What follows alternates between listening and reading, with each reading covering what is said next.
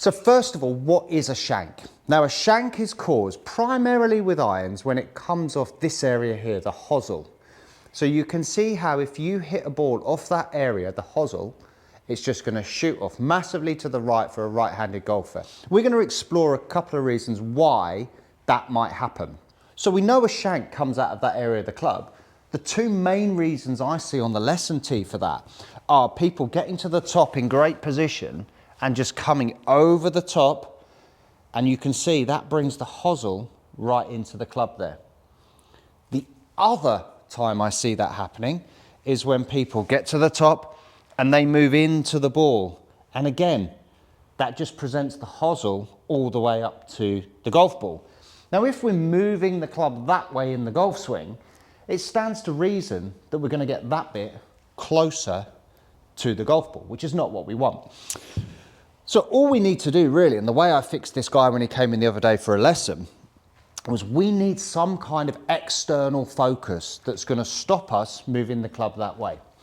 So I'm going to grab my head cover here, place it just outside the golf ball, and you can see there we've just placed it maybe half a club head width outside the golf ball. And if I was to come over the top, I'm going to hit it. If I move everything that way, I'm going to hit it. In essence, if I move the club into a position where the hosel is on the ball, I'm hitting my club head. So I want to make sure that I've got this external focus, which is a really great way to train down there, and I'll just miss the club head cover. That's all I'm trying to do. All I'm trying to do is miss the club head cover. So I start off small to start with. I set up to the ball, bearing in mind, you know, when people get this affliction, it happens so often and it just occurs from nowhere. So people are generally lacking in confidence, and I suspect if you do hit shanks a lot, you are definitely lacking in confidence on the golf course. So we're going to start off nice and small.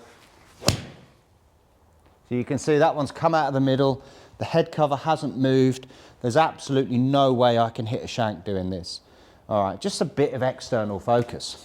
So now we build up to a full shot. I'm going to go full shot on this.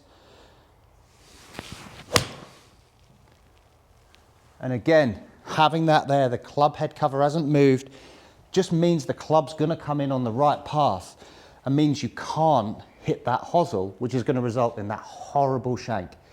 I also see this a lot with pitch shots into greens where someone's not hitting a full shot, they're maybe going 40, 50 yards, hitting a little pitch shot. This will work really nicely with that as well.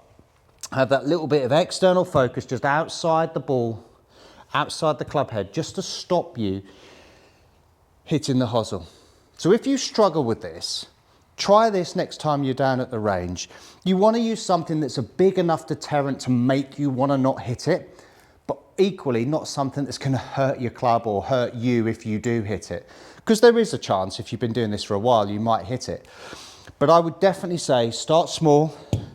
Get used to the club moving on the right path, missing that head cover, and then you can gradually build the swing up and work yourself into a full swing. It's important when you do this to do this full speed, so I'd rather a shorter swing and full speed, okay? Try that next time you're down the range. It will stop those shanks for you.